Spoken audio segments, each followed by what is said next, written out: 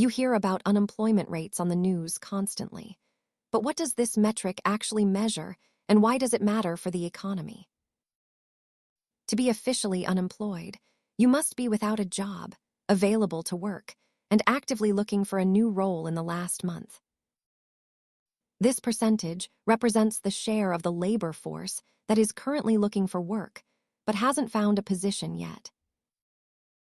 It is important to know that people who have stopped looking for work are generally not counted as unemployed in the official rate.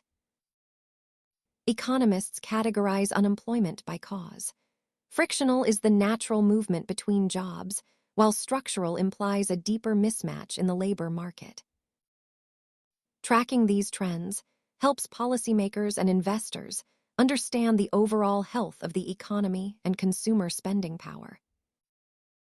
Remember that this data is a reflection of past activity, helping experts piece together the broader economic picture.